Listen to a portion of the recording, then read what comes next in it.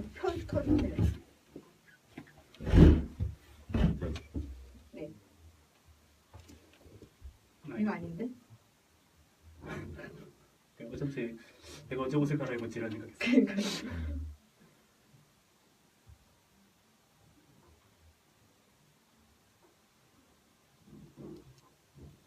거기서 이게 아닌데? 지난 방송.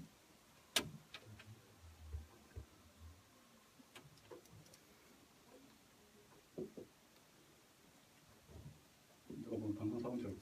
페이지? 왜 안 나와 페이지가? 일단 종료된 거고. 저거 되는 거 있는 거죠? 아까 그 카운트 떴잖아요. 네.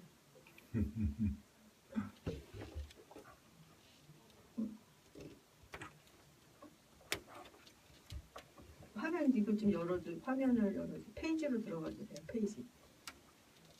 페이지? 네. 어디서? 임시정부 페이지.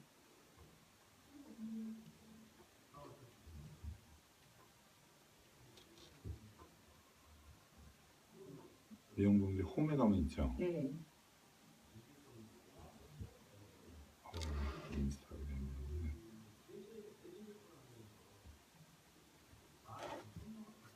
어디지? 페이지로 들어가 주세요. 네. 네, 안녕하십니까. 아하, 안녕하세요. 반갑습니다. 잠시 우리가 아무 말도 안 하고 있어서 놀라셨죠? 놀라셨죠? 네. 페이지가 어디로 가는 거야? 페이지 좀 찾아줘. 네. 자, 오늘 방송 시작할게요. 네, 반갑습니다.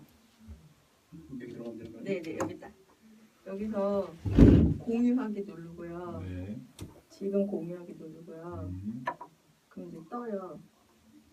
예, 더 많은 분들을 초대하기 위한 아, 초대법 강의였습니다. 예.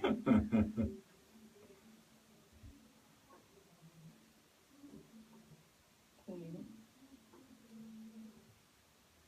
왜 안 되지? 어떻게 하더라? 이따가. 아, 네. 네. 시작하시죠. 네. 방송 시작할게요. 네, 안희정이 반갑습니다. 안녕. 안녕. 이사 몇 번 하는 거야? 안희정의 임시정부 4월 26일 방송 수요일 시작합니다. 네.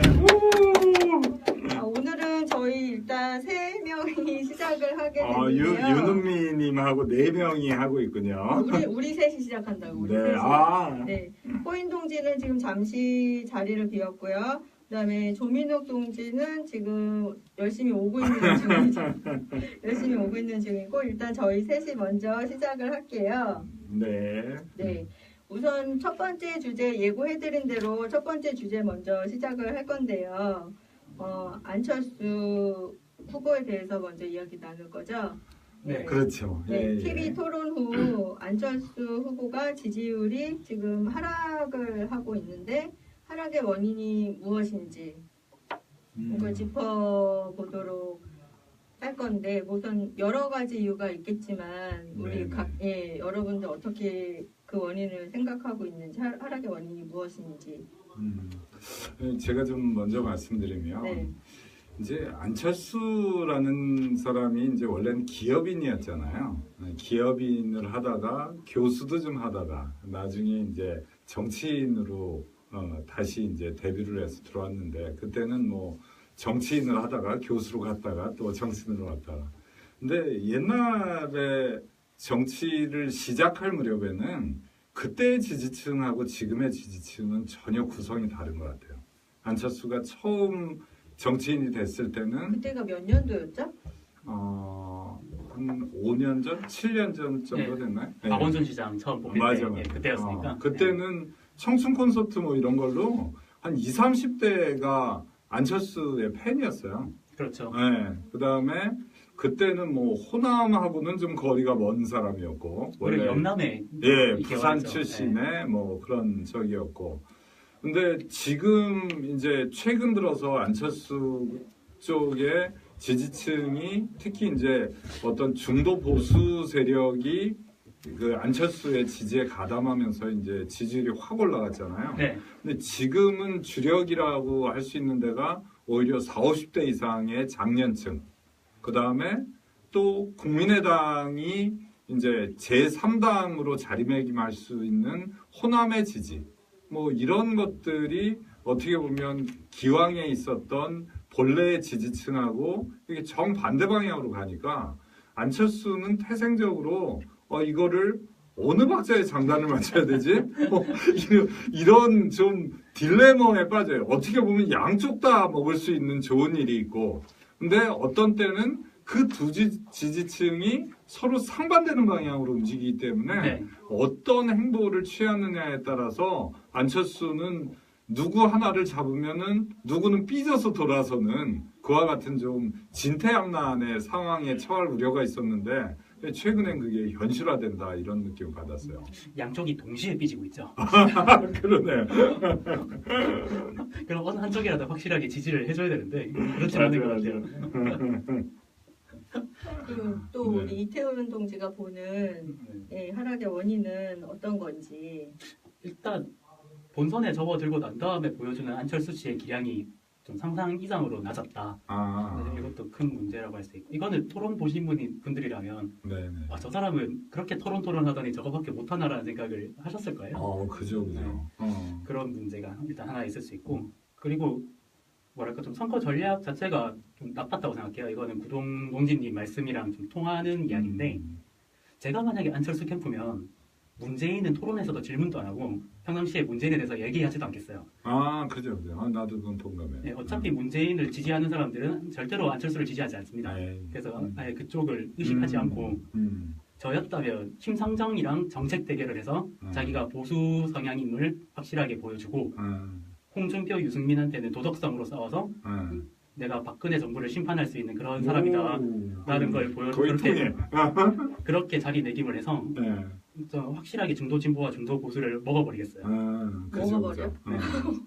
저도 이번에 토론에서 특히 그 안철수가 문재인이랑 싸웠던 거는 되게 좀 하수의 전략이었다고 생각해요. 네. 문재인이랑 싸워서 자기한테 올 표가 없어요.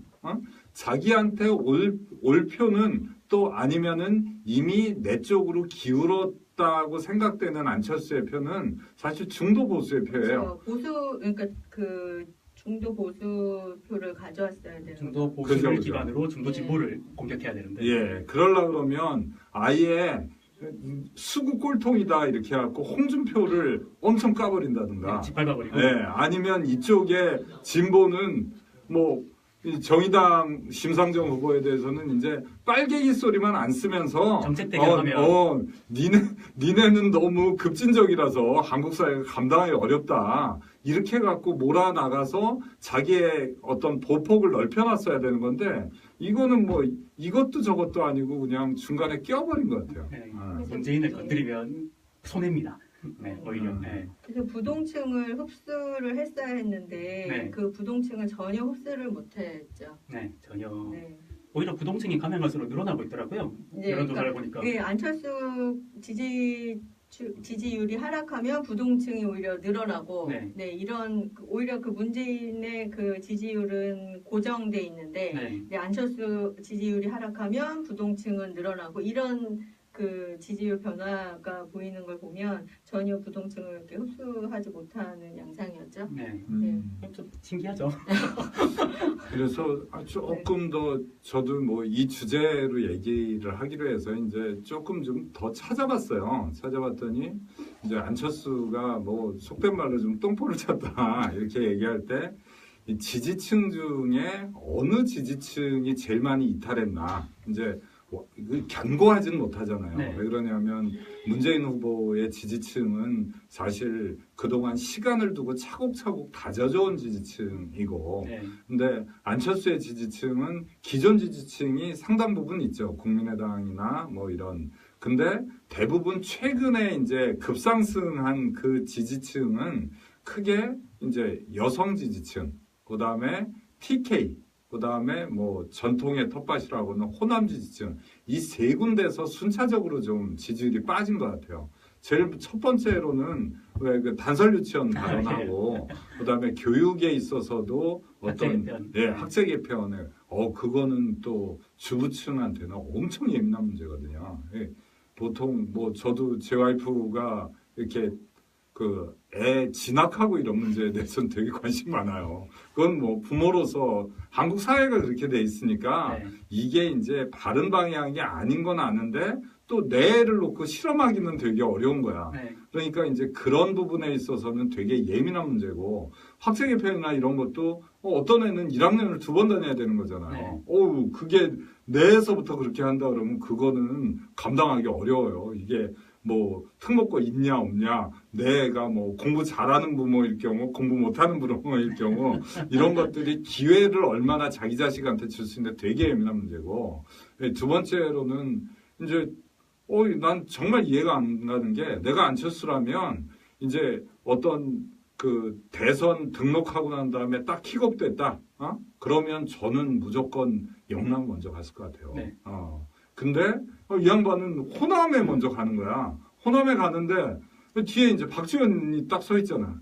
그러면 호남에 갈 때 확실하게 뭐 호남에 뭐를 갖고 가야 될 거 아니에요. 갖고 나는 뭐 DJ의 계승자라든가 실제로 뭐 무는 저기 남아있긴 하지만 햇볕 정책은 내가 계승해가지고 뭐 야당의 적통을 내가 뭐 개혁한 거다. 이제 나는 종교 개혁을 통해서 그 옛날에 카톨릭의 어떤 모순을 극복한 거다. 이런 주장을 해야 되는데 갖고 다 뭐 지역감정 얘기나 하고 뭐 이렇게 하니까 그게 생중계되잖아요. 호남으로 이렇게 먼저 간 것을 일단 그 제1 지지율, 그러니까 제일 지지율을 많이 받고 있는 그 문재인을 의식한 그런 행보였던 건가요? 아무래도 그렇겠죠. 이제 자기는 견고하게 다지고 자기의 가장 기본이 되는 곳은 국민의당이 이제 뭐 교섭단체로 성립돼 갖고 제3의 당이 되게 만들어준 호남의 은공이었고, 거기를 다지고 난 다음에 다른 데로 진출을 해서 뭐 TK가 됐건 뭐 부울경이 됐던 이렇게 전국적으로 나아가자 이렇게 아마 생각을 했던 모양인데, 사실 우리가 알다시피 지지자들은 변하지 웬만해서는 이탈을 하지 않는다는 게 상식이잖아요.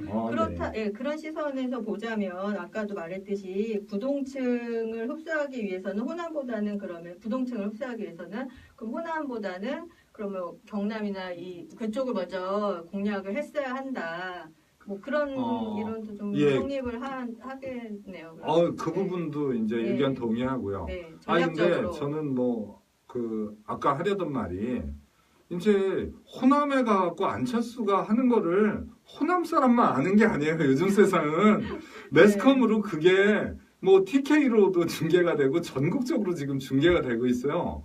TK에서 호남에 가가지고 그 박지원이 뒤에 서가지고 또 박지원이랑 같이 갔던 그 호남 쪽 의원들이 또 어떤 호남 우선적인 이런 발언들을 하고, 이런 것들을 TK에서 보면 저놈아 저거 한번 찍어주려고 내가 좋게 생각했더니 쟤 안 되겠네. 이래 생각했을 것 같아요. 그러니까 사투리를 하지 마시고. 그죠. 여기 본토분이 계신데 네이티브 스피커가 계신데. 아니면 인천분이. 그건 아니겠네. 어색했죠? 경상도 사투리는 이제 거의 공공재니까요. 어느 분이 제가 페이북에서 봤는데, 그 대선 토론에서 어느 분이 그러셨더라고요. 페이스북에 그렇게 쓰셨는데, 대선 토론에서 그 후보자들의 그 경상도 사투리를 보고 싶지 않다. 그 표준에 너무 많다. 그죠? 4명이죠. 그러니까 정말 그 표준어를 쓰는 거를 어떻게 제대로 된 표준어를 쓰는 후보를 보고 싶다, 뭐 이런 정말 소회를 본 것 같아요.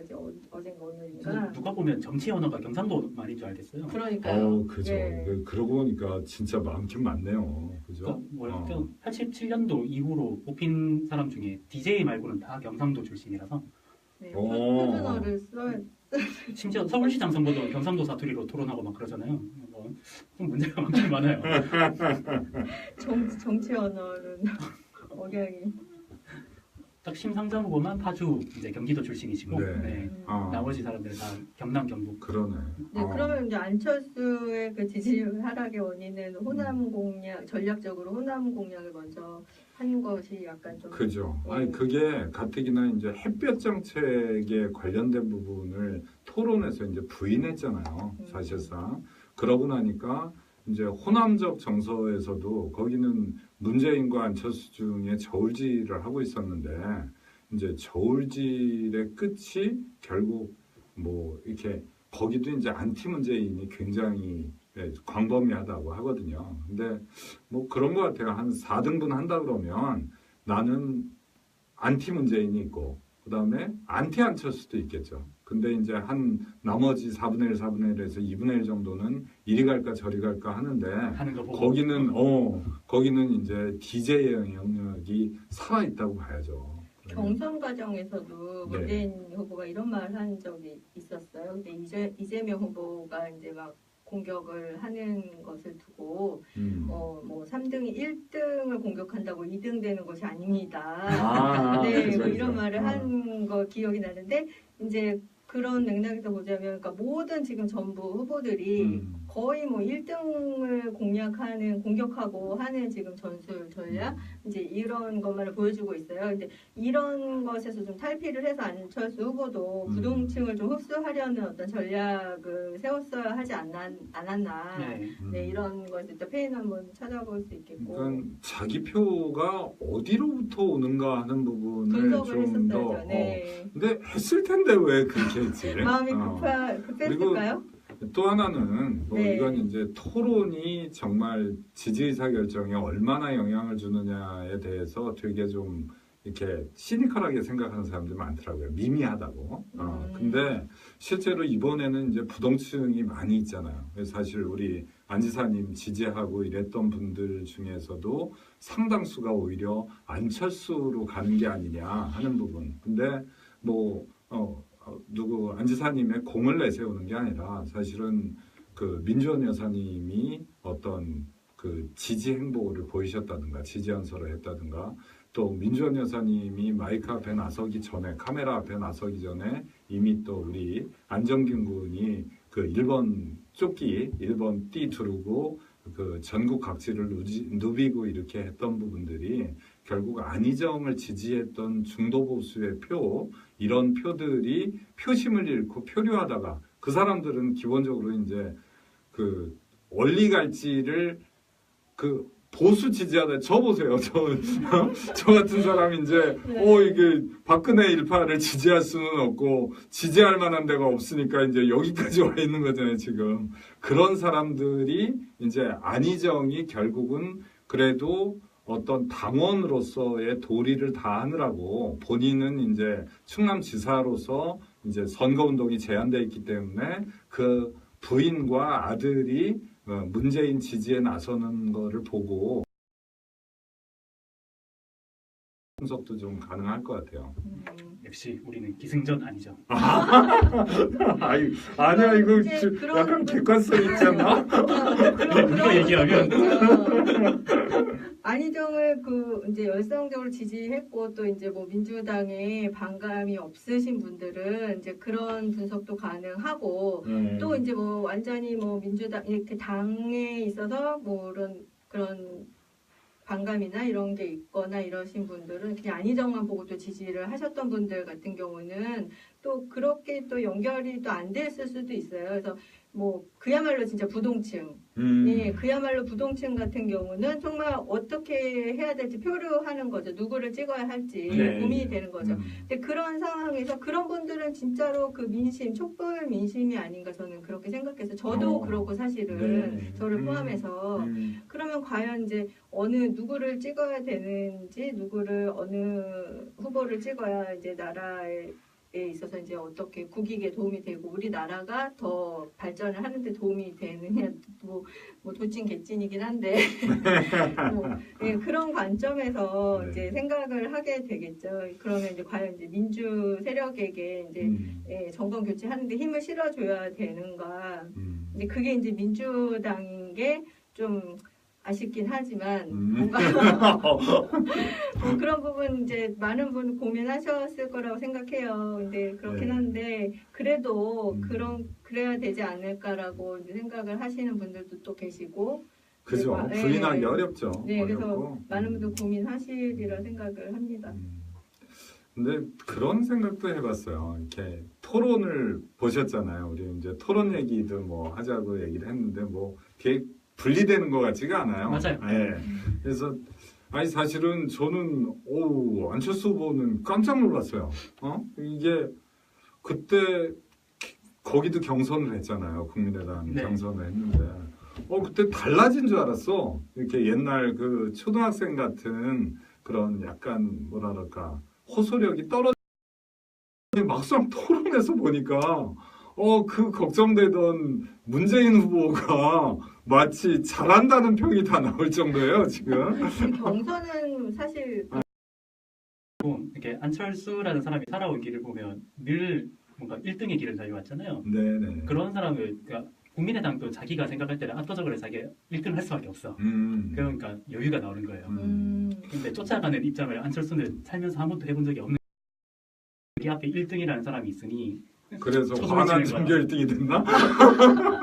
초조해지는 거예요. 저는. 아. 저는 그렇게 또 생각을 해봤어요. 그냥 개인적으로. 근데 그러게. 그런 식의 그 반응들이 지금까지 그 제일 처음에 정계 입문을 한 이후에 그런 식의 반응들이 좀 있었지 않나요? 뭐 짜증스러운 네, 것이라든가. 뭔가 그 1등을 하지 맞아. 못했을 때 보이는 반응이라던가 근데 이런 난 것들이 이런 네. 느낌도 있더라고요. 이제 1차 토론 있고 2차 토론이 있었잖아요. 1차 토론 때는 이 경험이 부족한가 보다. 컨텐츠는 괜찮다고 생각했어요. 네. 하는 말의 내용은 나쁘지 않아요. 네. 근데 사람이 어떤 메시지를 받아들이거나 뭐 이렇게 할 때 언어적으로 오는 어떤 메시지는 커뮤니케이션에 있어서는 한 20-30% 정도밖에 안 된다는 거예요. 80-90% 정도는 제스처나 어투나 뭐 아니면 모습이나 이런 그 뭐 논버벌이라 그러나 이렇게 비언어적인 이런 거를 통해서 어떤 인상을 받는다는 건데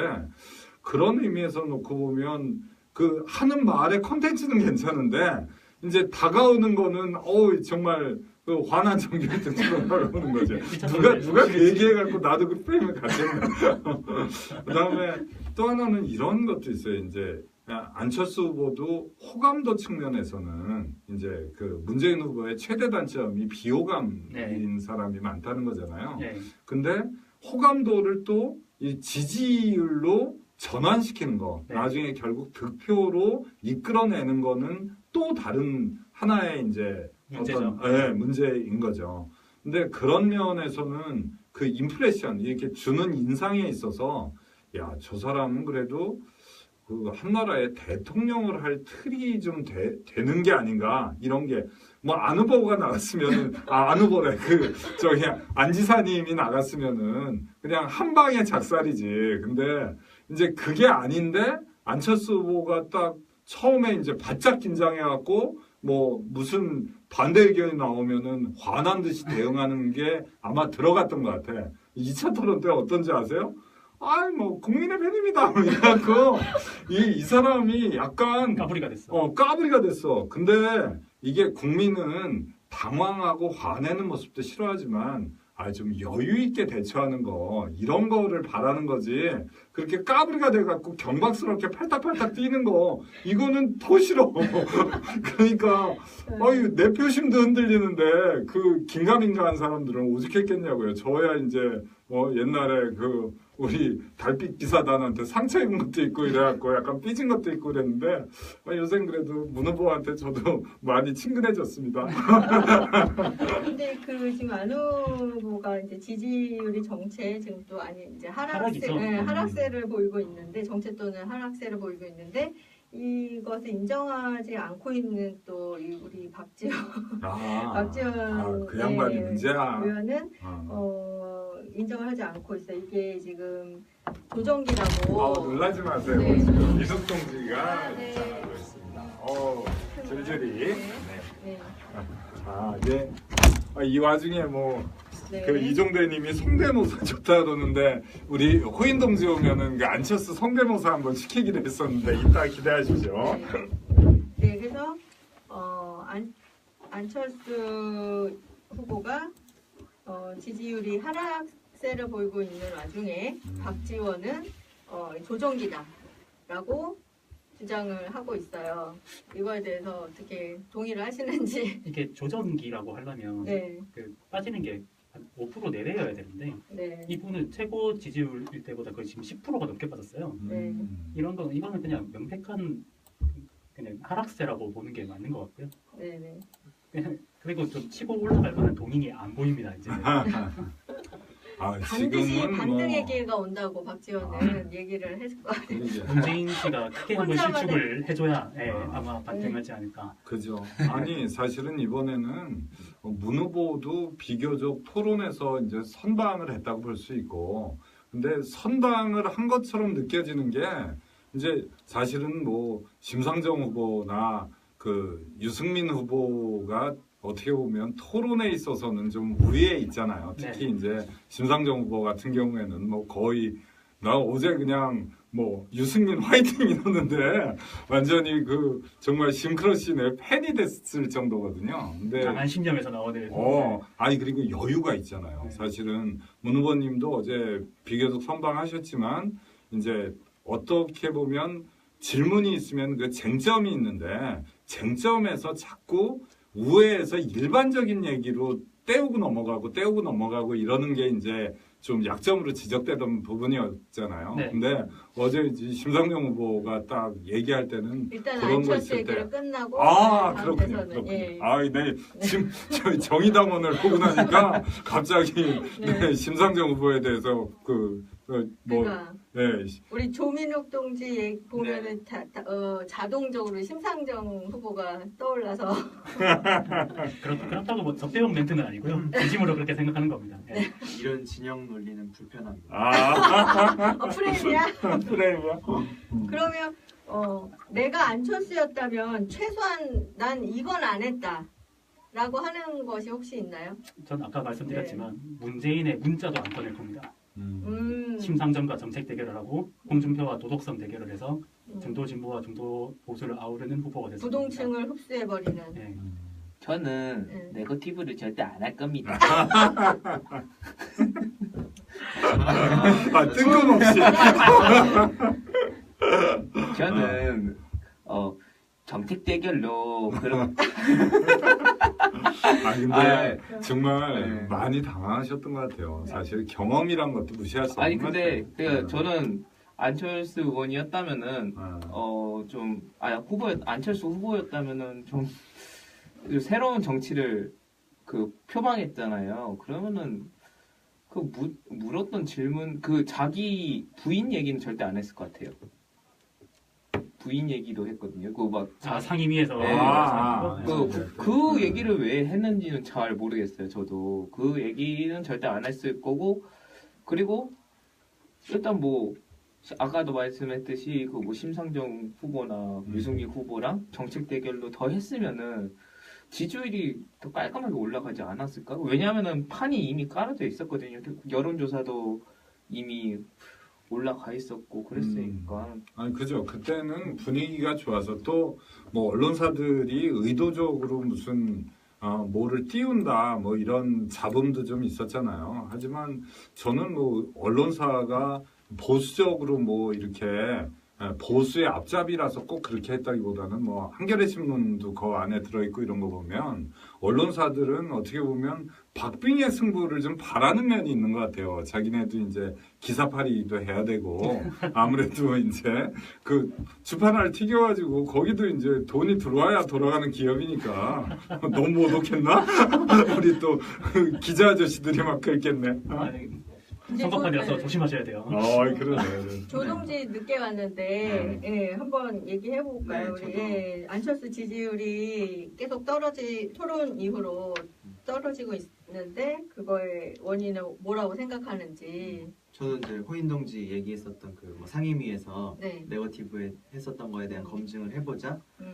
음, 그거는 저는 이제 캠프에서 오판을 한 것 같다.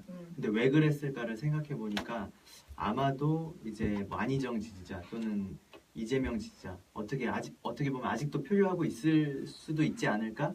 아직도 유동성이 있지 않을까 생각하는 층에다가 그 어떤 영 네거티브에 대한 기시감을 줘서 그걸 자극하려고 했었던 거 아닌가 싶어요. 그러니까 우리가 경선 과정에서 정당한 비판을 하면은 문 쪽에서 이제 네거티브다 하면서 영 네거티브를 받았잖아요. 그런 거를 안철수 나 너무 많이 당하고 있다. 그런 것들로 좀 정서적으로 움직여 보려고 했었던 거 아닐까. 근데 오판이죠, 되게 그런 것은. 뭐 캠프에서 사실은 많이 그런 전략이라든지 냈을 텐데 잘못 판단했던 것 같아요. 아무래도 문 지지층은 지금 확장성도 한계라고 생각하고 견고하긴 하지만 그래도 아직 뭐 부동층이 많이 있는데 그걸 가져와야 된다고 생각해서 그런지 역시 반문 정서를 좀 조장하려고 했던 거 아닐까. 그렇죠. 문재인 후보의 지지율은 거의 지금 토론 전이나 후나 거의 변동이 없지 않습니까? 거의 뭐 네. 예.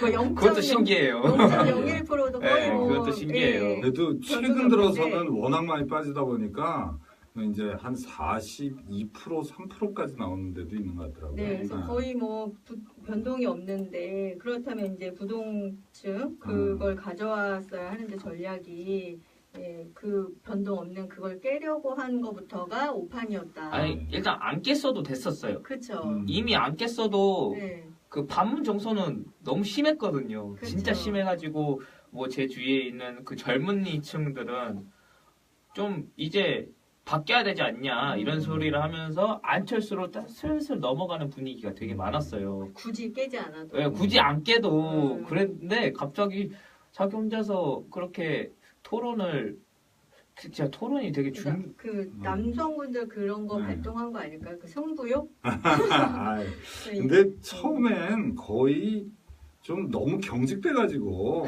좀 많이 당황한 것 같더라고요. 아 그리고 갑철수냐고 왜 아. 물어보고 그걸 왜 아. 물어보는지. 근데 첫 토론에서 사실은 어떤 분기점이 된 것 같아요. 첫 토론에서 어떻게 보면 정말 중요한 찬스가 좀 지나가는 게 아닌가 그런 느낌을 좀 받았었거든요. 긴장하기도 한 것 같아요. 사실 이게 기회잖아요. 정말 그죠, 우리 그죠. 그 그러니까 안희정 지사님도 사실은 그 JTBC 토론에서의 그게 완전 변곡점이었듯이 그것이 그 시청률도 되게 높은 프로였고 그죠. 어떤 좀 그 주목을 끄니까. 그렇죠. 주목을 끌 수 있었던 개인적으로 봤을 때는 그게 어떤 하나의 그 변곡점이었는데 거기서 긴장도 본인도 하셨을 거고 시청자들도 지지자분들도 많이 기대를 하셨던 그런 부분이었잖아요.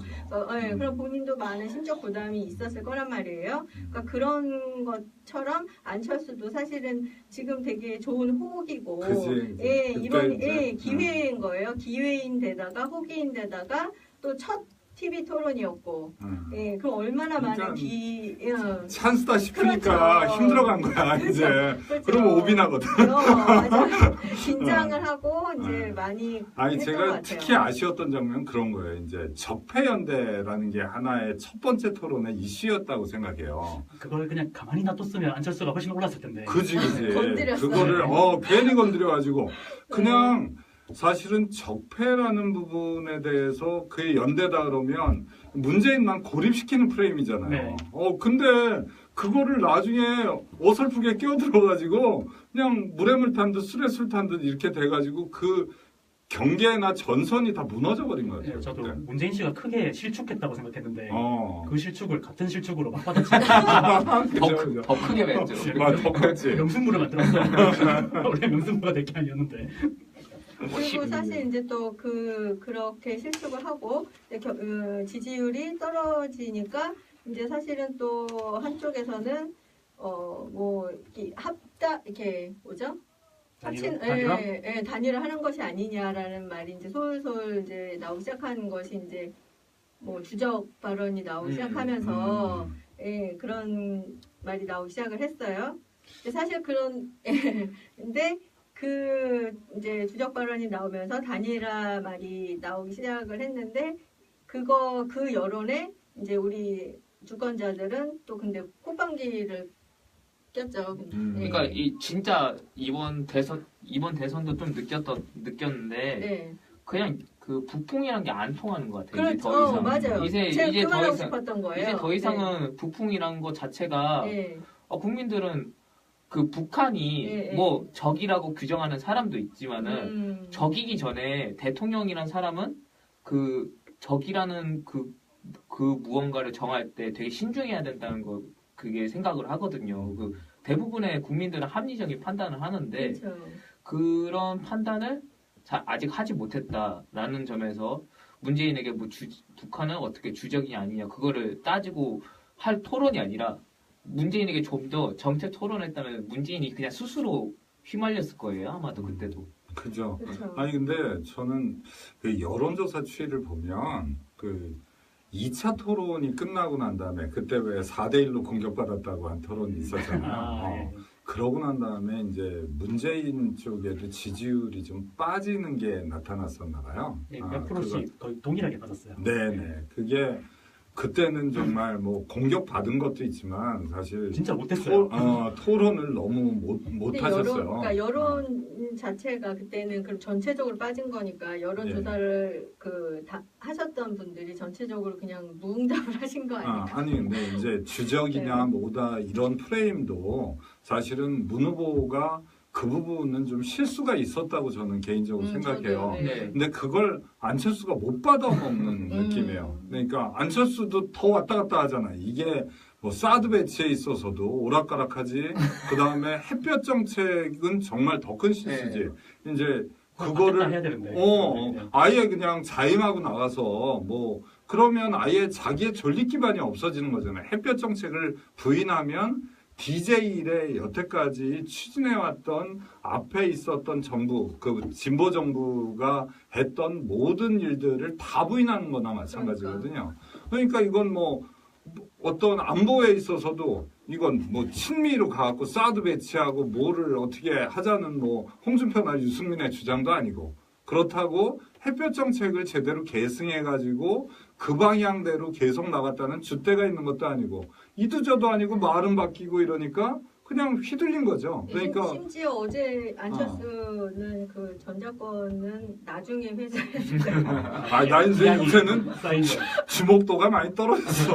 안 보여요. 이제 안 보여요. 안철수 후보한테. 네, 그러니까 그 문 후보가 실수를 한 부분에서 그러니까 주적 발언이 나왔을 때 네. 이제 문재인이 그렇게 나왔을 때 차라리 안철수가 뭐 주적은 주적이지만 그 논란은 지금 시기에 맞지 않습니다. 네. 차라리 지금 대화를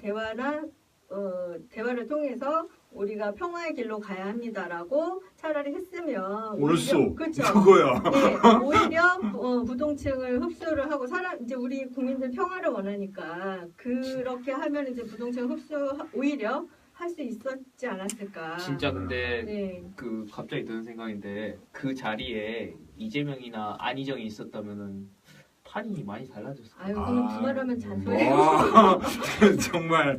네. 아니, 그, 그 토론 자체가 네. 아마 그냥 다들 느끼실 텐데 경선 토론이 오히려 정책 맞아요. 얘기했던 것 같기도 하고. 네. 아니 우리 경선 토론할 때 막 비판 엄청 많이 했잖아요. 아니 네. 뭔 본선 토론을 하는데 대선 토론이 있다고야 진짜. 저 어제 사실 전 1차, 2차를 안 봤어요. 그냥 뉴스만 네. 봤는데 이제 어제 이거 토론을 저희 이거 방송 준비하면서 음. 어제 봤거든요. 처음에 좀 보다가 후반부를 좀 졸다 보다 이렇게 해서 봤는데 나 괜히 봤다 싶더라고요. 저는 진짜 네. 홍준표 때문에 보긴 해요. 또 재밌죠. 나 요새는 내가 신비어천가 이런 거 부르면 안 되는데, 네. 이게 토론만 놓고 보면 네. 정말 심상정 후보는 정말 칭찬할 만한 것 같아요. 아부하는 거 아닙니다, 저희가. 여기에 오면은 저는 뭐 진영 논리를 벗어나니까. 저도 마찬가지예요. 근데 뭐라 그럴까, 저는 홍준표 지난번에 제가 뭐 코스프레도 하고 그랬었잖아요. 근데 나름 이제 전략상은 꼴찌다 뭐 이렇게 하는 평들도 있지만 의외로 굉장히 전략적으로 접근하는 사람이라고 생각해요. 저도 되게 잘한다고 생각해요. 네, 홍준표는 누물누물하고 뭐 이렇게 하면서 결국은 자기가 대통령에 당선되지 않더라도 보수의 결집을 충동질하고 이러는 부분에 있어서는 상당한데 그거를 지난번 토론할 때 그 흥분제 건 뭐 이렇게 돌출되고 그랬을 때 그 심상정 후보가 한 번에 제압하더라고. 처음에 모두에 딱 그런 거야. 아우 나는 저런 사람이라면 말이 섞이겠다고. 정말 그랬어요? 그냥 개무시를 해버리니까 진짜? 기가 좀 꺾였어요. 토론에 심상정마저 없었으면 홍준표 판이 됐을 거예요. 아, 진짜. 그러면 네. 이제 우리 자연스럽게 그럼 이제 어제 대선 토론을 대선 토론에서 나눴던 이제 얘기들로 자연스럽게 넘어가 볼까요? 네. 예, 네. 그렇습니다. 네. 예. 네거티브가 지금 난무를 하고 있어요, 그렇죠? 네. 어느 예, 맞아요. 때보다도 네. 그리고 이번에 이 대선 토론이 정말 어느 대선 토론 때보다도 정말 수준이 낮은 네 그런 아니, 평을 받고 있어요. 2012년도 네. 오히려 그때보다도 그때보다도 네 지금 그때보다도 지금 거의 수준이 인신공격 수준까지 네, 갔어요. 그러니까요. 낮다고 지금 사람들 평을 하고 안 본 사람이 승자다 뭐 그렇게 얘기를 하고 있어요. 이제 이유가 뭔지 우리 지금 얘기를 해볼까요? 그래서 나한테도 안 보는 삽니다. 뭐 이런 거 보는 거구나. 네, 그런 말들 지금 나오고 있죠. 어. 유행어처럼. 5년 전에 박근혜가 있어서 저렇겠거니라 생각했는데 네. 네. 박근혜가 없는데도 저러는 거 보니까 좀 가슴이 아프네요. 이러려고 네. 박근혜 쫓아내는 이거는 뭐 약간 표절이긴 한데 그 오늘 뭐 예고에 우리 카톡으로 상의했던 거 이제 올려놓으신 거 네, 태훈 네. 동지 의견인데 우리가 이제 이번 선거 자체가 사실은 촛불 민심이라고 일컬어지는 박근혜 탄핵으로 마련된 선거잖아요.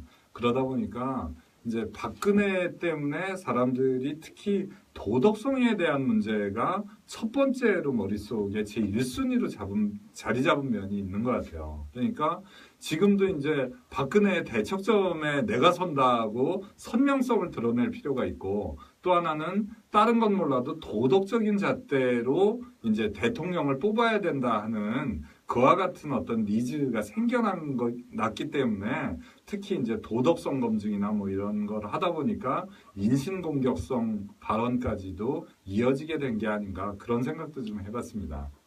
갑자기 제가 뭐 일종의 드립인데 세상에서 가장 도덕적이었던 최성이 생각나네요. 전과도 없고 아 도덕성 검증의 어떤 전문가. 근데 최성 시장에 대해서 여기서 꼭 최성 얘기를 꼭 해야 아 돼요. 그래 네. 생략합시다. 아이, 진짜. 일단 그 네거티브가 있게 된 거 자체가 그 촛불 민심에 대해서 이제 그 배경으로 대선이 치러지게 되는 거잖아요.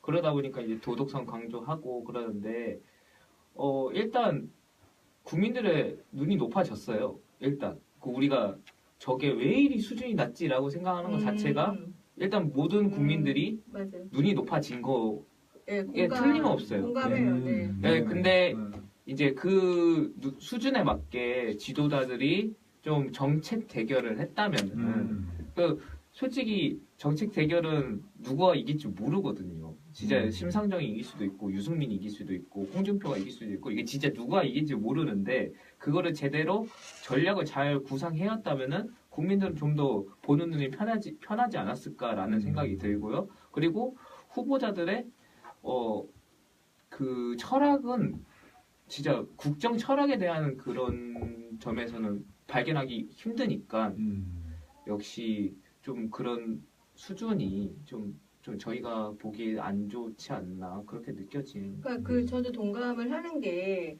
그 아까 호인 동지가 말을 했잖아요. 그 아무리 이렇게 뭐 야합을 하고 이런 식으로 하더라도 뭐 주적 발언을 하고 이렇게 몰아가도 그러니까 국민들은 그렇게 휩쓸리지 않았을 거라고 얘기를 한 게 예, 아무리 그렇게 해도 이제는 그게 통하지 않을 거라는 확신이 저도 드는 거예요. 이제 더 이상은 예, 아무리 이제 그 새누리당이나 이제 그런 쪽으로 자유한국당, 예, 자유한국당이나 이렇게 그런 프레임으로 몰고 가도 이렇게 그런 프레임이 보인다는 거는 이미 그거에 이제 이용당하지 않을 현혹을 덜 당하는 그렇죠. 거죠. 그런 게 보이는 거죠. 이제 수준이 많이 향상이 된 것을 볼 줄 아는. 그래서 지지자들, 뭐 유권자들 네. 그 수준들이 올라가서 그리고 네거티브에 대한 어떤 그 날선 비판들이 많이 있어서 그래도 저는 이제 점점 정책 검증에 대한 그런 부분들을 많이 개선되고 있다라고 네. 생각을 해요. 또 어제 특히나 어제 토론은 또 손석희 회장이 진행을 지금 돼서 뭐 좀 논점을에서 벗어나거나 좀 그런 부분들을 많이 좀 정리하면서 그래도 갔었던 부분이 있었고. 근데 저 오히려 그 지지자들이나 유권자, 주권자들의 수준을 정치인들이 못 따라오고 있는 게 아닌가. 그 속도를. 아니 아까 네. 뭐 여기 그 윤호님도 이제 좀 네거티브에 좀 정체기가 왔다, 그래 좀 조정기가 왔다 이런 말씀하시는 게 2차 토론 때 너무 네거티브가 심하니까 여론이 되게 나빴어요. 되게 나쁘니까 그쪽에서도 이제 그 TFT 같은 게 구성이 돼갖고 토론에 대해서 대책을 세우는데. 이제는 계속 이렇게 네거티브로 그쵸, 가다가는 안 아까 되겠구나. 미영 동지 말씀처럼 이렇게 국민의 눈높이에서 점점 벗어나서 오히려 펴날라가겠다 이렇게 생각해서 어제는 또 가뜩이나 이제 손석희 그 양반이 이제 마이크 잡고 있으니까 좀 부드럽게. 근데 어제는 제가 보기엔 손석희의 공이라기보다는 그 앞에 있었던 토론의 반작용으로서 그쵸. 후보들이 좀 자제를 해줄 면이 있는 것 같아요. 어제는 손석희가 이렇게 적극적으로 제재하거나 뭐 이 정도까지는 아니더라고요. 그래도 나름대로 좀 자제를 많이 시키던데 그 그랬어요? 안철수가 이제 계속 그 문재인에게만 그 질문을 했거든요. 그러니까 그러다니까 룰을 꼭 지키셔라고 계속 그렇게 말을 하는 거 보니까 그럼 나름 진행자로서는 그래도 역시 손석희가 좀 괜찮은 것 네. 같아요. 내가 아직 꽁하고 있나 보다. 난 솔직히 깔끔 제일 깔끔했긴 했어요. 그죠. 어제가 제일 네. 토론답긴 했죠. 네, 그러니까 2, 3차 토론이 엉망이었던 것 중에 한 개가 사회자 역량 부족도 굉장히 1, 2차? 1, 1차는 괜찮았어요. 1차는 그때는 네, 이제 네. 또 앉아서 했었던 토론이었고 2, 3차가 완전 이제 스탠딩 자유 토론이었는데 근데 왜 서에서 한 거예요 도대체? 그 발언이 그것도 중요하거든요. 네. 한번 제안이었대요. 체력 네. 검증. 체력 검증. 우상 회담할 때 오래 서서 이렇게 하고 하려면 네. 어제 그 토론 중간에 그 뭐 정치학 교수인가 중간에 나와가지고 뭐 정책을 읽었나요? 그걸 왜 한 거예요? 저는 이제 그분이 나왔던 순간이 제일 벙쪘던 순간이었어요. 저도요. 그거 왜 한 거지? 그분이 아마 어제 외교안보 쪽에 뭐 그런 얘기를 전문가라고 하셔가지고 저는 어떤 한 이슈를 파고 들어가지고 질문할 줄 알았는데 제시를 자기소개 뭐 이런 걸 하더니 외교안보에 대해서 이야기 나눠봐달라 이런 얘기를 해가지고 준비된 거 읽고 저분 말던데. 무슨 JTBC랑 무슨 관계가 있는 분인가 싶더라고요. 그러고 보니까 우리도 여기 손석희 꽁한 거 미투라고 정유진님 얘기하시고 또 김유정님도 어제 토론 살짝 아쉬웠다. 뭐 얼마나 아쉬우셨나요? 유정님은 살짝 아쉬웠고 다른 분들은 그래도 저는 그 이전 토론보다는 어제 토론이 좀 낫기는 했어요, 진짜. 네, 그래도 문 후보 같은 경우도 뭐 저도 약간 처음 본 토론이어가지고 좀 실망스럽긴 했는데 그래도 좀 실망스러웠던 부분도 있고 그나마 또 이제 안보 쪽에서는 그래도 뭐 할 말은 했던 것 같아요. 뭐 이제 미국이 할 말은 해야 되지 않냐라고 했던 부분이라던가 다른 사람들이 다른 후보들이 좀 안보 쪽에서 별로 이렇게 미덥지 않은 그런 답변들을 했는데 그래도 그 부분에서는 그래도 문재인 후보가 제일 그래도 좋은 답변을 하지 않았나. 안정감 같은 모습을 좀 보였죠. 네, 그 부분에서 좀 점수를 주고 싶고요. 우리도 꽁한 분들 많네. 정우식 씨 지금도 분이 안 풀리고 뭐. 그러나 그렇죠. 그리고 또 이제 뭐 문 후보 같은 경우는 그 동성애 부분에서 당했죠. 좀 맞아. 말렸죠. 동성애 얘기 좀 하네. 그러니까 어제 저는 이제 홍준표 후보가 굉장히 전략적이었다고 생각하는 게 세 개 키워드를 들고 왔어요. 이거는 문재인을 죽이겠다는 생각으로 강성노조, 동성애, 사형제도 이 세 개를 무기로 들고 와서 강성노조는 잘 안 막혔고 사형제도도 잘 방어했어. 문재인 후보가 잘 방어했는데 어쨌든 지금 이번에가 2012년도와 달리 20대 지지율이 엄청 올라갈 거라는 다 반드시 투표하겠다는 투표 의향도 높아지고 있는 상황에서 재작년부터 사실 작년부터 이 대중문화 트렌드 안에서도 페미니즘이 엄청 큰 이슈고 20대들의 그 의식 수준이 엄청 올라가 있거든요. 그래서 저는 어제 어쨌든 최대 피해자는 결국 문재인 후보가 되긴 된 것 같아요. 그 동성애 발언이 또 깔끔하게 정리가 안 되면서 사실 뭐 개인적인 입장은 저도 이제 그럴 수는 있다고 보는데 그런 정도였어도 충분히 심상정 후보처럼 얘기했으면 되는 건데 그러니까 너무 개인적인 생각을 드러내버리면서 한계를 드러낸 거죠. 사실은. 그러니까 동성애를 반대한다고 자체를 말 안 하고 차별을 반대한다고. 그러니까 개인적인 한계를 드러낸 거라고. 진짜 그거는 좀 아쉬웠던 부분이고요. 근데 저는 그게 아쉬워요. 그런 부분은 충분히 토론에서 나올 수 있는 예상할 수 있는 부분이거든요. 야, 그러면 이거는, 그런 질문이 나왔을 때 어떻게 이렇게 대답을 해야 되는가라는 것은 솔직히 후보라면 기계적으로라도 연습이 돼 있어야 하는 부분이잖아요. 동성애 어떻게 생각하십니까? 뭐 반대하십니까? 이런 질문이 아무렇게나 어떤 상황에서라도 나왔을 때 툭 던져졌을 때 기계적으로라도 나와야 하는 그런 게 연습이 되어 있어야 하는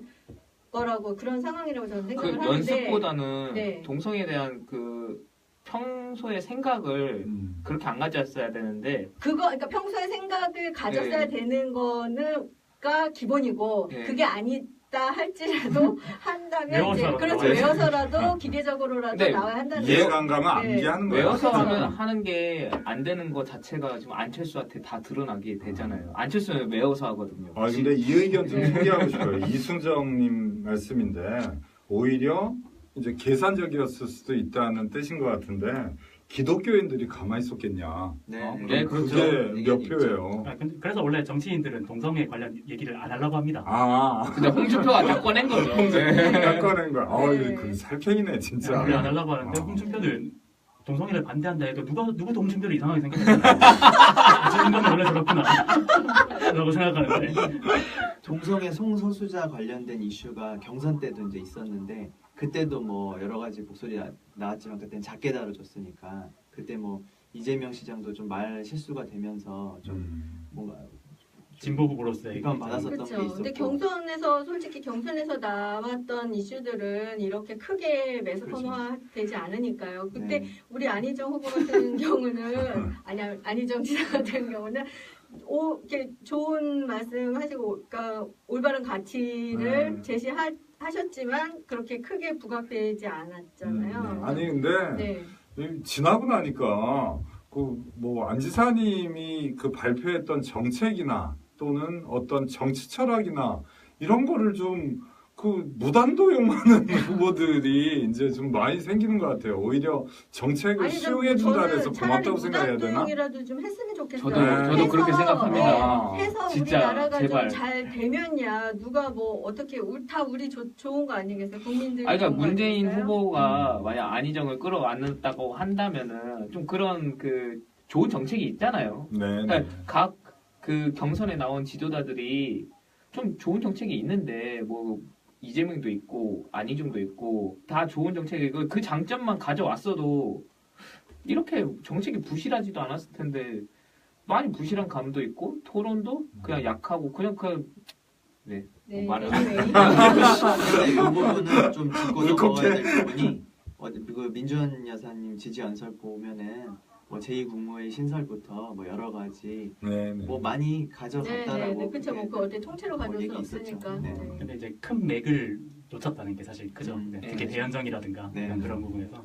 근데 또 후반부에 가서 이제 사형제를 고부 반대한다는 부분에서는 그래도 만회를 다행히 하셨더라고요. 뭐 저랑 문재인 씨랑 의견은 다르지만 그래도 잘은 했다고 봅니다. 이태원 씨 찬성하신다고요? 예, 전 사형제 찬성합니다. 아니 그럴 수도 있죠. 여기서 우리도 참 왜 이렇게 또 여기 프레임 씌우려고 아니 본인 찬성을 하신다고 얘기를 아까 예비 토론이 좀 있었는데 저는 뭐 눈쟁이 얘기하잖아요. 전 사형제 찬성하고요. 시장 경제주의자고요. 여러분들이 싫어할 만한 요소를 좀 많이 가졌습니다. 아니 저도 뭐 비슷하죠. 근데 우리가 시장 경제주의자 아닌 사람까지는 별로 없는 것 같아요. 수정자본주의 이런 정도 아닌가요, 우리? 그러니까 저는 시장 만능주의자입니다. 무조건 다 시장에 맡겨야 된다 생각하고 경제는 정부가 할 수 없다고 생각해요. 정부가 해서는 좀 지나친 오류가 많이 서로 똑같진 않군요. 시장은 저한테 자연의 법칙입니다. 근데 어제는 근데 그런 건 있는 것 같아요. 그 홍준표 후보나 우리 문 후보님이나 우리 문 후보님이나 두 분 다 이제 법률가 출신이잖아요. 한 사람은 검사 출신이고 한 사람은 변호사 출신이기 때문에 사형제도나 이런 부분은 사전에 좀 충분한 인식이 있었을 거예요. 그렇죠. 근데 어제는 뭐 저도 이제 오랜만에 문 후보 편도 들어보는데 이제 실질적으로 뭐 그 이태원 동지를 반박하는 건 아닌데 형사 정책이라는 어떤 연구 분과가 있잖아요. 거기에 사형제도가 존치되면 어제 홍준표가 지적하듯이 정말 유영철이나 이런 생내적 범죄인이나 이와 같은 극악 범죄를 정말 사형제도로서 저지시킬 수 있는가 하는 연구 결과는 대부분 그렇지는 않다고 나와 있거든요. 저도 사형제를 찬성하는 게 범죄율을 줄이기 때문에 찬성하는 게 아니에요. 또 다른 의미가 있지. 다른 얘기가 있는데 뭐 이거는 여기 얘기가 아니고. 그죠. 자, 다른 주제로 또 그리고 넘어가야지. 또 뭐 대선 토론 계속 얘기하실 거잖아요. 네네. 예, 그 심상정 후보나 뭐 유승민 후보나 좋은 정책에 대해서는 어떤 뭐 느낀 점 없으신가요? 유승민 씨는 어느 순간부터 정책 얘기를 잘 안 하게 그죠. 계속 토론 주제가 안보 쪽으로 잡히면서 예. 그 약간 이제 색깔론 안에 자기가 묶여가지고 좀 유승민 후보도 본인으로서는 좀 어쩔 수 없는 한계점에 약간 도달한 것 같아요. 이제 주제가 바뀌면 다시 조금은 그래도 개선된 모습으로 비춰지지 않을까. 아니 제가 처음 토론할 때하고 어제 토론할 때하고 이렇게 유승민 후보만 비교해서 보면 처음에는 되게 좀 호감을 가졌어요. 실질적으로 다른 사람들은 서로 말싸움하고 있고 심상정 후보하고 유승민 후보만 정책 비슷하게 토론하는 것 같은 그와 같은 느낌 받았었거든요. 근데 어제는 유승민 후보를 보면 사람이 좀 풀이 죽은 것 같고 뭔가 이제 좀 에너제틱하거나 이런 힘찬 모습이 아니라 그런 얘기가 나와서 바른정당 안에서 단일화 얘기가 나왔잖아요. 네. 그 뒤로 사퇴하라고. 후보 사퇴하라고. 네, 후보 사퇴는 이제 본인이 결정을 해야 되는 거라고. 본인은 사퇴할 생각은 없다고 인터뷰 했죠. 저는 그 유승민 후보가 참 안타까웠던 게 그 새누리당에 있을 때부터 세력을 잘 못 잡는 것 같은 느낌이 들거든요. 근데 이런 느낌이 바른정당 안에서도 또 드는 거예요.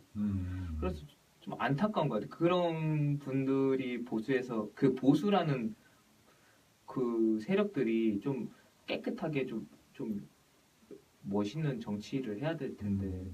유승민 씨가 전형적으로 정책 능력은 좋은데 정치 감각은 안 좋은 그런 사람인 것 같아요. 맞아.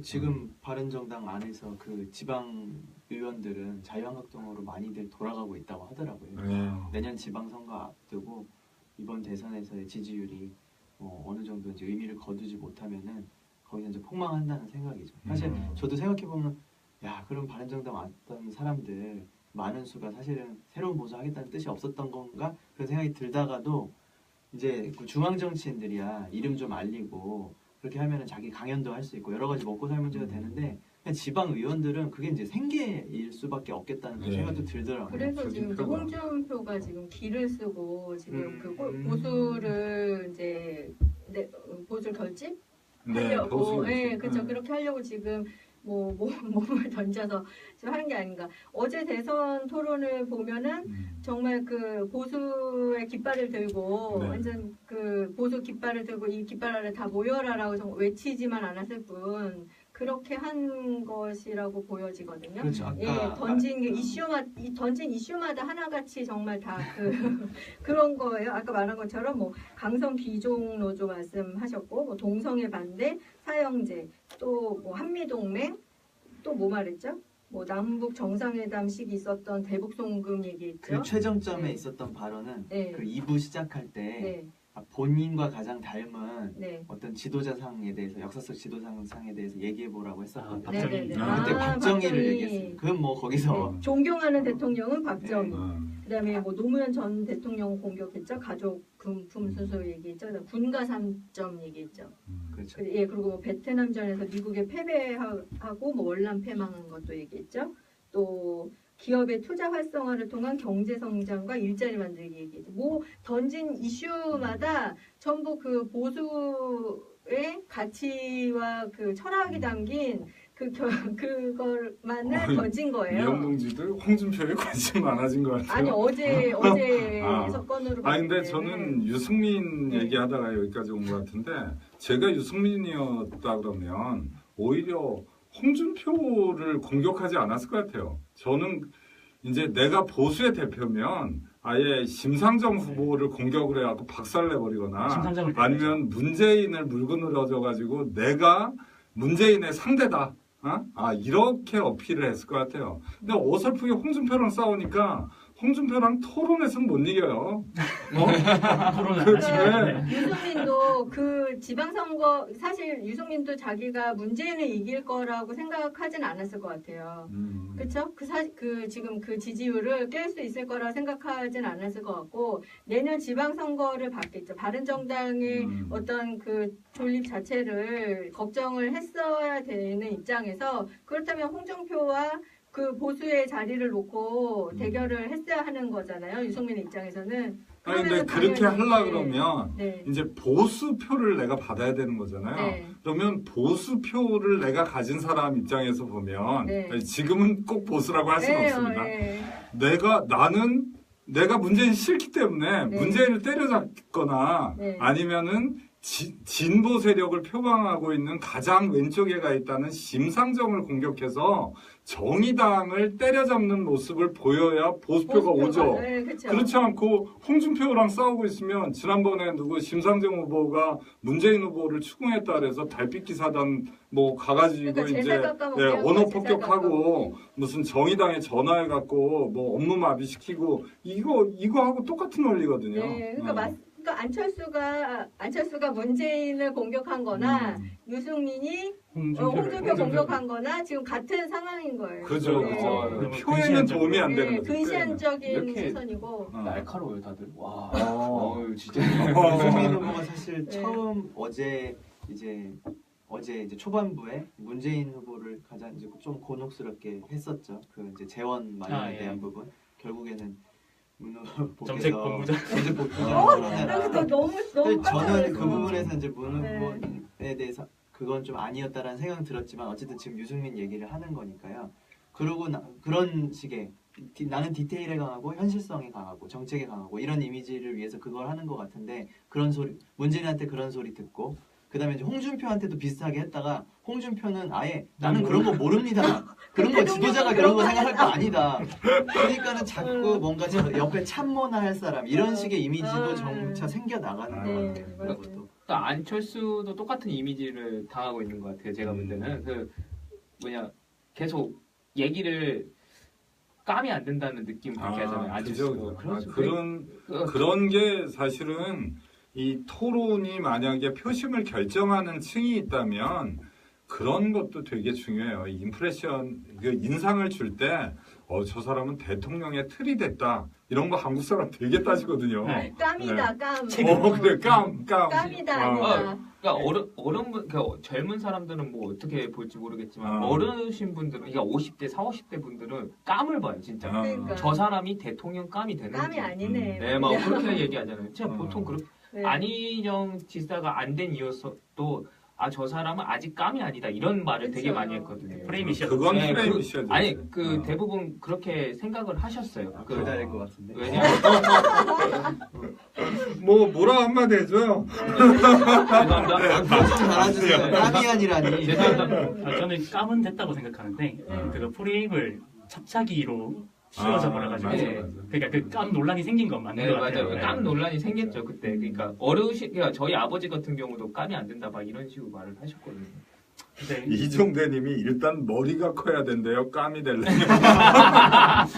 멀리서도 잘 보여야 되나? 우리 후보들 중에서 누가 머리가 제일 크죠? 제가 볼 때는 그래도 문재인 씨랑 홍준표 씨가 네. 잘 크지 않나요? 아, 그래서 지금 그럼 깜 어. 머리 크기로는 안희정 지사님 안 되는데. 아이, 아니 근데 비율로 이제 보면 안정지사님 커. 세대가 바뀌었잖아. 옛날에는 네. 머리 크고 듬직한 네. 사람이 남자로서 좋은 캐릭터였는데 요새는 이제 비율이죠. 세련미가 있고 그럼, 비율이 이게 있지. 비율이 있어야지.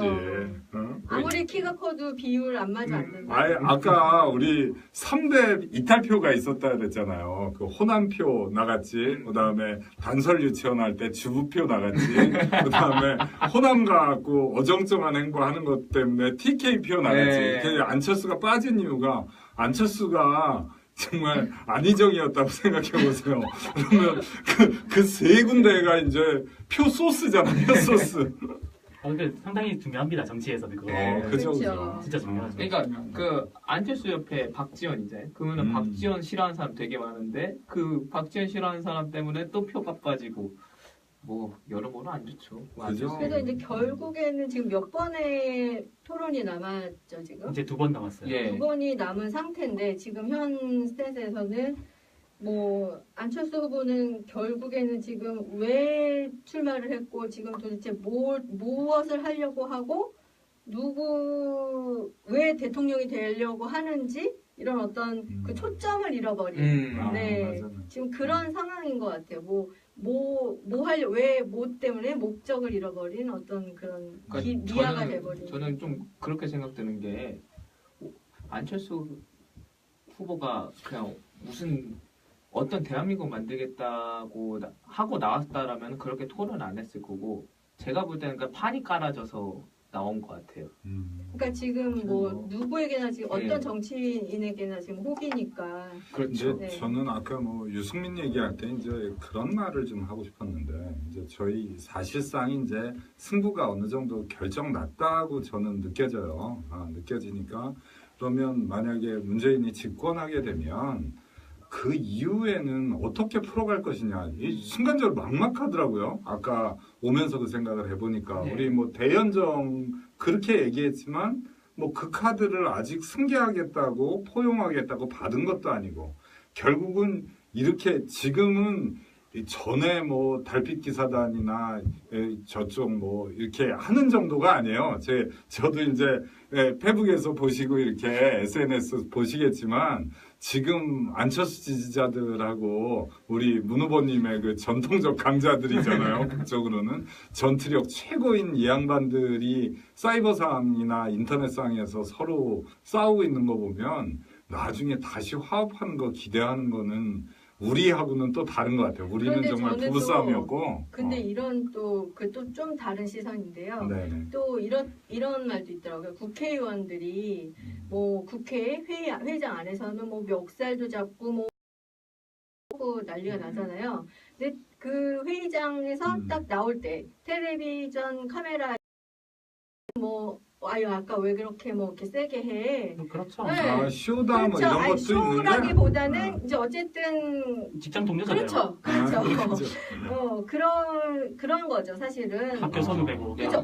선거운동도 우리 그렇잖아요. 그냥 뭐 이번에 자기 어디서 뭐 선거운동이 나 이번에 누구 후보에서 운동하잖아.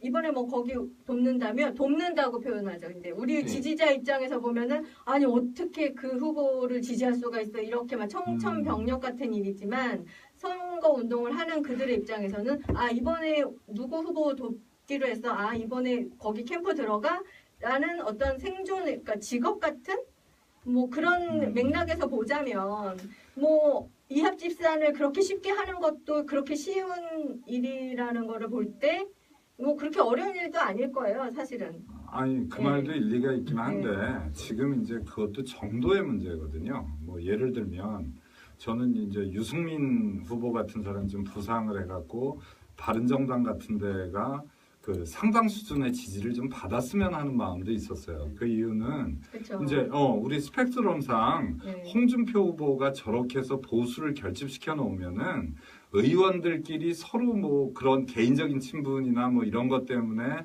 그 카메라 꺼지면은 어떻게 하는 거는 있다 그래도 결국 자기의 처신은 자기한테 어떤 표로 자기가 만들어지느냐를 의식 안 할 수가 없는 거거든요. 그러면 현재 보수표를 결집시켜 가지고 홍준표가 만약에 자유한국당을 뭐 명맥을 유지하게 만들었다. 그러면 문 후보하고 같이 연정을 하거나 이런 데까지 응하기는 좀 어려울 거예요.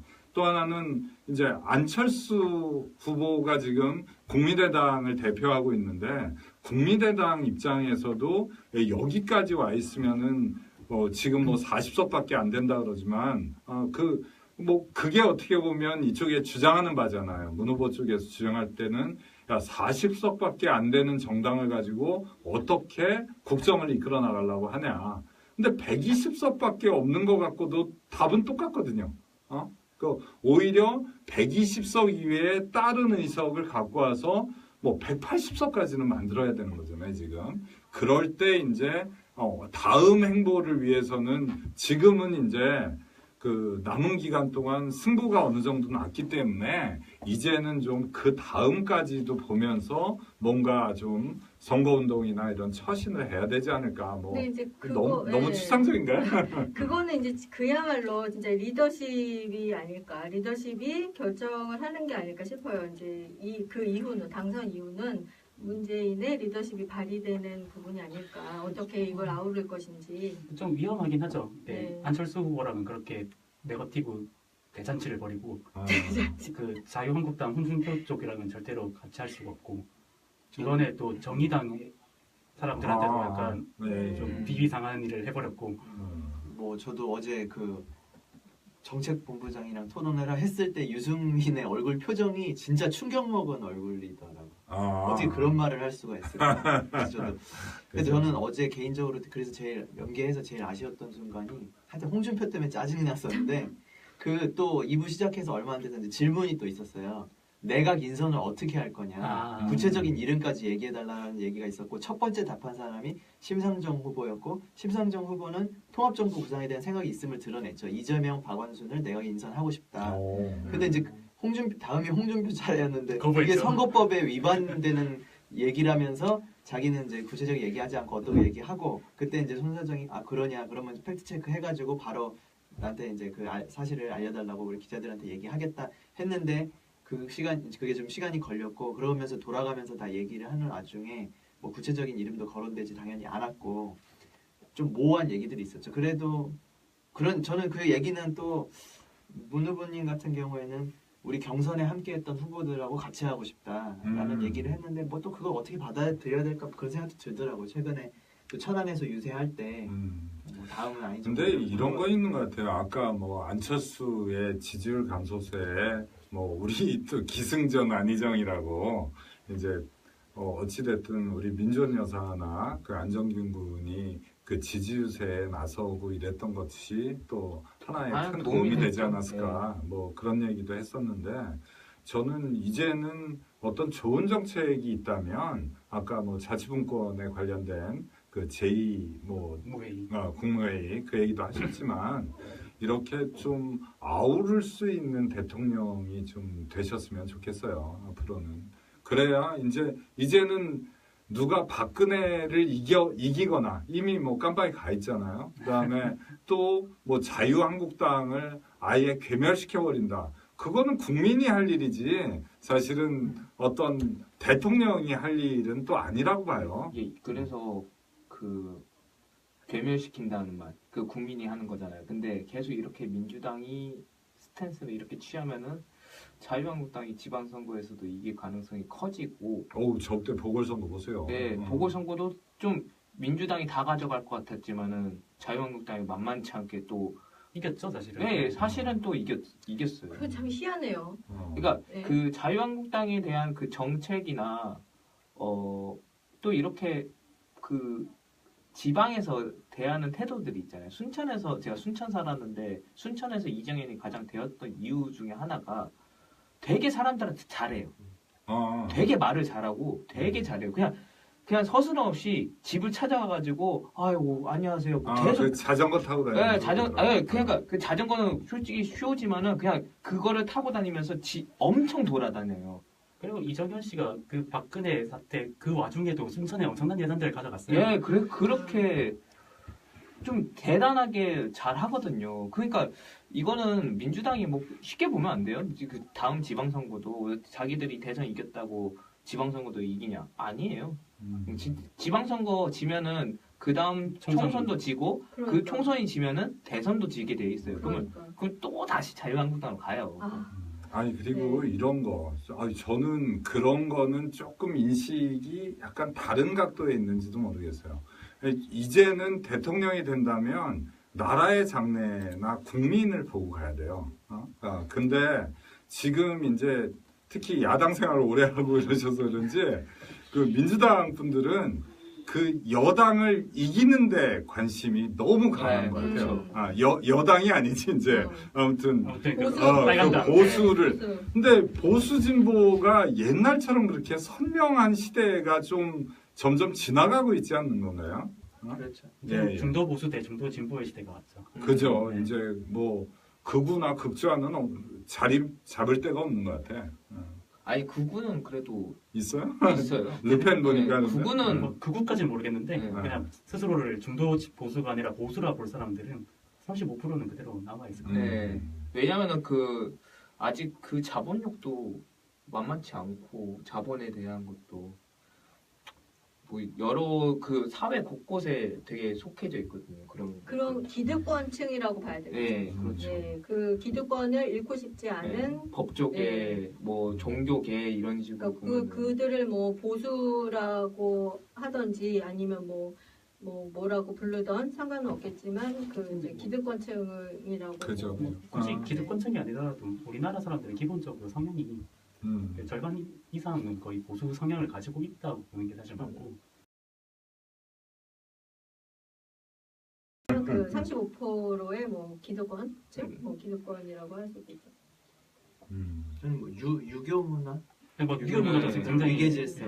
굉장히 크다고 생각해요. 누군가 기득권 차지하고 있는 게 어떻게 보면 또 자연스럽게 느껴지기도 한 그런 것들이 아직 있기 때문에 어떤 권력. 뭐 공동체주의라든가 유교식의 아니, 근데 공동체가 되게 크죠. 저는 이번에 지난번에 그 뭐 청년 상속제인가요? 그 예. 사회상속제. 사회상속제 네. 그 얘기도 하셨는데 이제 어제 토론을 보면서도 이제 심상정 후보가 또 그 얘기를 하시더라고요. 근데 뭐 이제 그건 하나의 상징적인 공약이지만 저는 기회에 있어서의 형평이 한국 사회에도 지금 많이 깨져 있다. 그러니까 저도 이제 신사업 구상을 하거나 우리 기업이 이제 계속 생존해 나가려 그러면 또 앞을 봐야 되잖아요. 근데 그때 느낀 게 뭐 신사업을 하려 그러면 할 게 별로 없어요. 네. 왜 할 게 없냐? 뭐 여러 가지 이유가 있겠지만 선점돼 있어. 내가 뭐를 우리 회사가 뭐를 해보려 그러면. 근데 이제 우리가 뭐 그걸 재벌이라고 표현해 주고 뭐 대기업 집단이라고 표현해 주고. 근데 2세, 3세가 되잖아요. 숫자가 확 늘어. 2세, 3세가 되고 그러면 이제 옛날에 뭐 어떤 그룹이 뭐에서 뭘로 쪼개지고 뭐에서 뭘로 쪼개지고 이렇게 계보가 있잖아요. 네. 근데 그 밑에 뭐 그 자녀들이 또 거기서 셋가지를 쳐가지고 또 일감 몇십 받고. 명, 몇백 명까지 되는 거야. 한 3대쯤 내려오면. 그러면 그런 선수들이 어디 외제차 수입 판매업 뭐 이런 것도 하고 아무튼 안정적으로 초기 자본을 투자해갖고 될 만한 사업은 먹는 장사, 레스토랑 체인 뭐 이런 것까지 해갖고 웬만한 자리는 다 먼저 들어가 있어요. 그게 이제 초기에 진입 장벽을 자본으로 너무 막아놓기 때문에 그런 거 아닌가요? 그런 것도 있고 네. 또 하나는 그게 내부자 거래를 통해서 어느 정도 시장을 안고 가는 거예요. 제일 처음에 우리도 또 우리 팟캐스트 누가 듣나 뭐 이러지만 어떻게 보면은 우리 지지자들이 우리 팟캐스트를 공유하고 있기 때문에 이게 들어주는 사람이 있으니까 우리도 의미가 있는 거잖아요. 같이 얘기하고 여기 뭐 누구 피에림 양 흔한 일화 뭐 이런 것도 같이 읽고 얘기하면서 근데 그런 것들이 뭐라 그럴까 어떤 시장이 떠받쳐줘야 사업이 성립할 수 있고 사업의 크기는 뭐 사업이 배라고 하면은 이제 그 시장의 크기는 밑을 받치고 있는 호수에는 요만한 배, 연못에는 요만한 배, 바다에는 이따만한 배 이렇게 띄울 수 있다는 거거든요.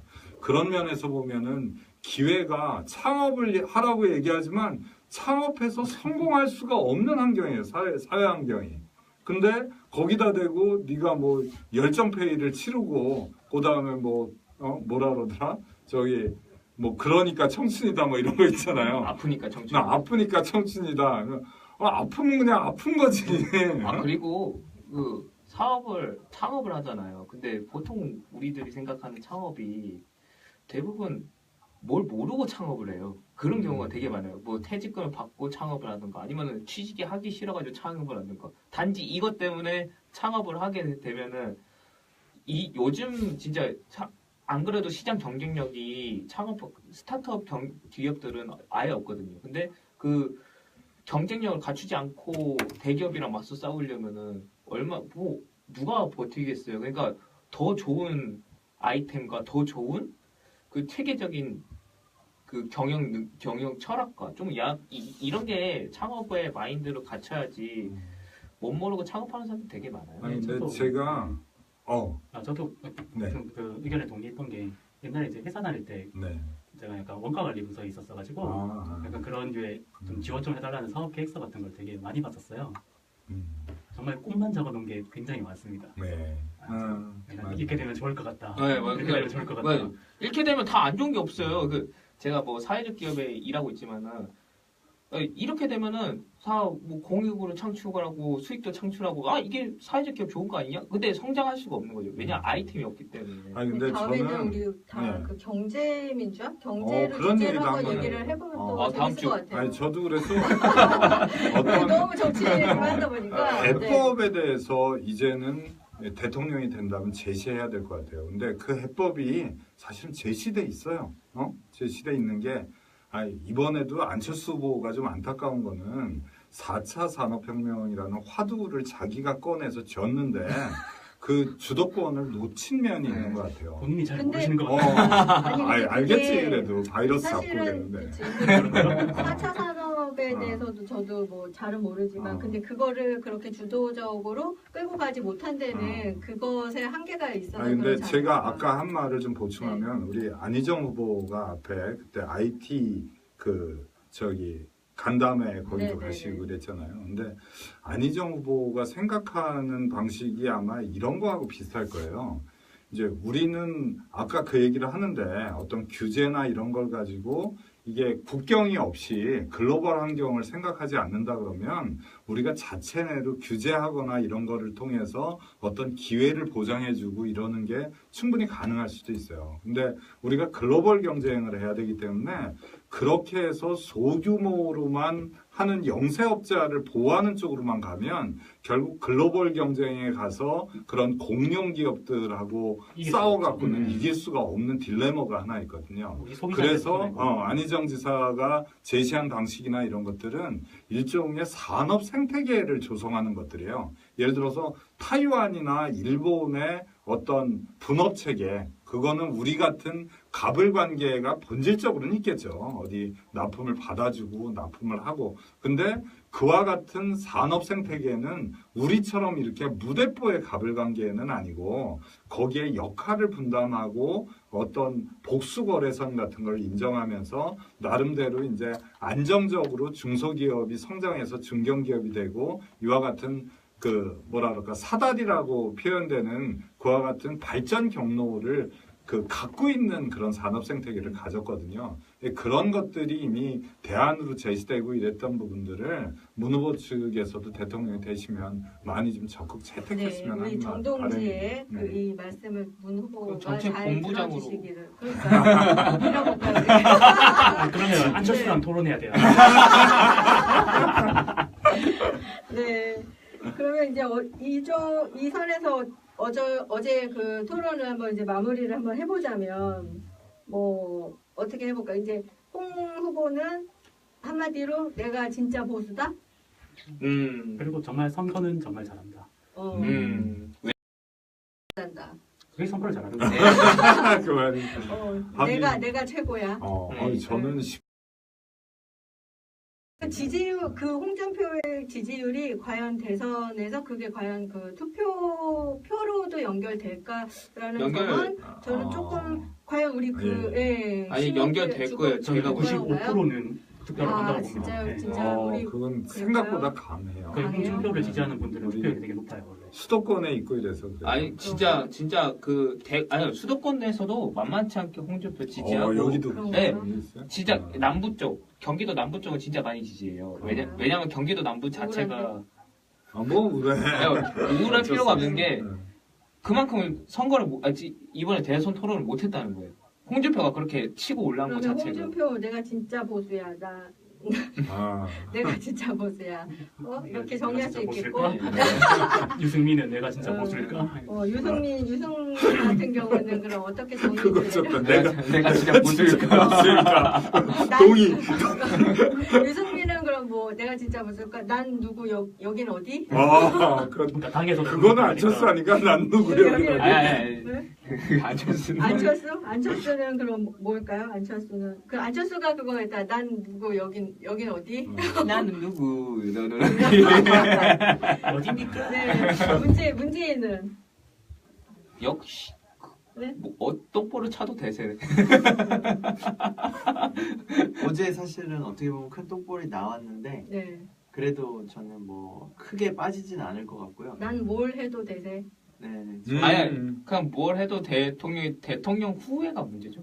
견고하니까 저는 제가 생각하는 최종 결론은 어쨌든 문호인 대통령이 되시는데 그래도 홍준표 후보가 좀 나올 것 같고 그러니까 안철수 지지율에서 많이 빠질 것 같다는 생각이거든요. 저는 20%뭐 초반대까지도 빠질 수 있을 것 같은데 거기에 상당수가 저는 홍준표랑 심상정한테 갈 것 같은 느낌이에요 지금. 맞아요. 네.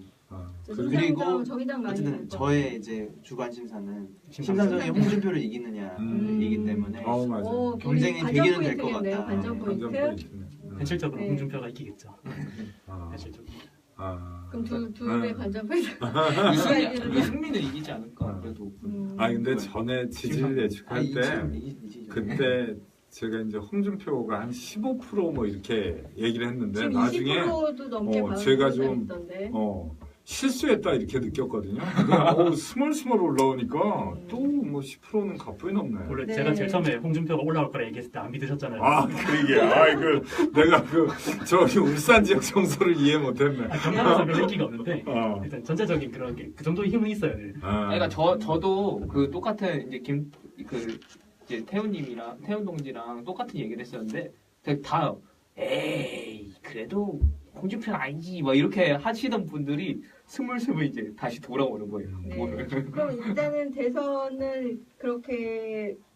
토론은 그렇게 마무리가 되고 일단 대선도 우리가 예측을 그렇게 될 것 같은데 그럼 대선 이후에 내년 이제 지방 선거는 우리 지지자들 또 주권자들은 어떻게 해야 될 것인가 또 한번 생각을 해보면은 어떻게 해야 될 건지가 다음 주에 보죠. 예, 네. 그렇죠. 예. 근데 전 그 전에 뭐 딱 한마디만 더 하면 그 조직이라는 말에 대해서 요새 제가 되게 많이 생각해요. 이게 지금도 이제 표심이 움직이고 이러는 거 보면 자유한국당 같은 경우에도 이제 기존 조직이 있기 때문에 홍준표가 뒷심을 발휘하는 면이 있는 것 같아요. 또 우리 지난번 경서 때 이제 문 후보 측에서 갖고 있는 조직 때문에 우리가 이제 쓴잔을 마신 적도 있었고 그래서 저희도 뭐 얼마 있다가 이제 토요일 날 뭐 그 내포 관사 있는 데서 우리도 뒤풀이도 좀 하고 이렇게 얘기를 하자 그러는데 우리가 이제 조직이라는 말을 염두에 두고 향후는 좀 같이 생각하고 고민하고 대비하는 그래서 우리끼리 어떤 조직을 와해시킨다거나 조직력을 약화시키는 방향으로 얘기나 뭐 논의가 진전되지 않도록 그런 부분은 좀 제가 좀 명심해야겠다. 요새는 속으로 그런 생각을 좀. 나만 잘하면 되거든 원래. 나만 잘하면 모두가 잘하는. 저도 요즘에 조직에 대한 생각하게 되는 것 같아요. 지난번에 모임 가서도 그렇고 자꾸 생각하게 되는 건 조직이 좀 부족했다. 그렇다 하더라도 저는 가치를 조직해야지 사람을 조직하면은 네, 저 그 말에 동의합니다. 양날의 가치를 검이 조직해야 한다. 될 수가 있다. 네. 가치로서 점조직화돼 있어가지고 네. 필요할 때는 훨씬 확장성 가져서 큰 힘으로 움직이는 게 네, 필요하지 않을까 맞습니다. 생각합니다. 가치를 조직화해야 한다. 사람을 조직화하는 게 아니라 가치를 조직화해야 돼. 그 말에 저도 동감을 하고요. 그 가치를 조직화해야 그 부동층이 언제나 늘 우리가 원하는 주권자의 이익이 되는 부분으로 그것이 흡수가 된다고 보고 저도 그 부분에 동감을 합니다. 네, 저는 이제 방송을 정리하는 의미에서 네, 대선 후보님들한테는 우리가 하고 싶은 건 덜 못난 사람을 뽑는 게 아니라 제일 잘난 사람을 뽑고 싶으니까 네거티브 그만하시고요. 맞습니다. 저희 동지 여러분이나 유권자 여러분들에게는 요새 재원 얘기가 되게 많아요. 근데 재원이라는 게 정책을 실현할 수 있나 없나의 문제이기도 한데, 근데 재원을 마련할 수 있다고 해도 다 해야 되는 게 아니고요. 재원을 못 마련한다고 해도 꼭 안 해야 되는 건 아닙니다. 각자의 가치에 따라서 판단하시면 될 것 같고. 네, 가치 중심적으로 우리가 토론을 하고 이야기를 나누고. 네. 또 마무리가 훈훈하네요. 네. 그리고 아까 말씀하신 것처럼 우리 가치로 한번 조직을 만들어 봅시다. 네, 가치 중심적으로 조직을 하는 우리 민주주의 이야기하는 우리 임시정부 되기를 바랍니다. 네, 고생하셨습니다. 반갑습니다. 네. 수고하셨습니다. 좋은 저녁 보내세요. 네, 안녕. 닫기 먼저 누르세요. 어이?